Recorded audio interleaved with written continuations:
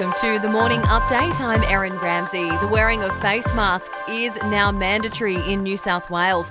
Residents in Sydney, Wollongong, the Blue Mountains and the Central Coast must wear a face mask at certain indoor public spaces or risk being fined $200. Children and people with certain medical conditions are exempt.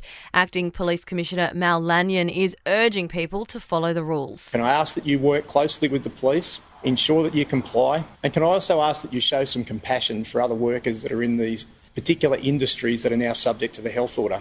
The cut to JobKeeper payment is now in effect with $200 a fortnight less. Employees working 20 hours or more a week will receive $1,000 a fortnight and $650 for those working less.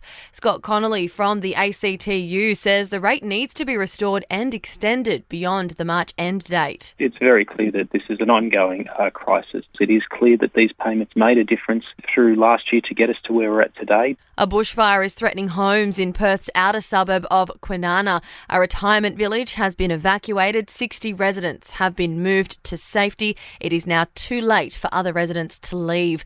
Emergency crews in Victoria have attended 4 serious crashes over the space of 4 hours overnight. A man died in a single vehicle crash north of Shepparton before another single vehicle accident occurred at Neil in the state's far west.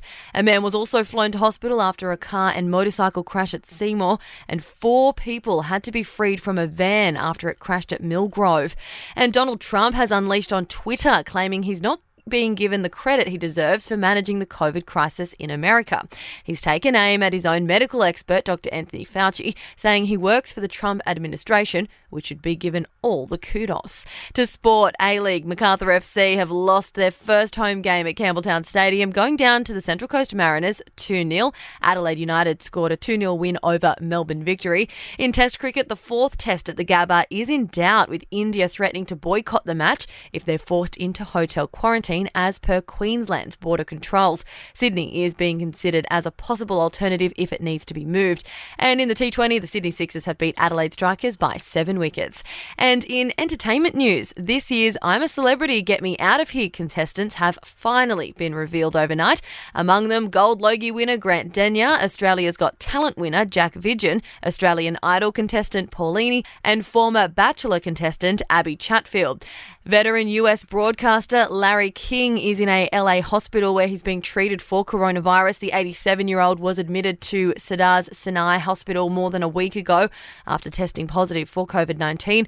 And a biographer claims Prince Harry has lost his personality, his edge and his purpose. And it's just following Meghan Markle's woke ways. Angela Levin, who wrote Harry, a biography of a prince back in 2018, says he's become a shadow of the prince she once knew.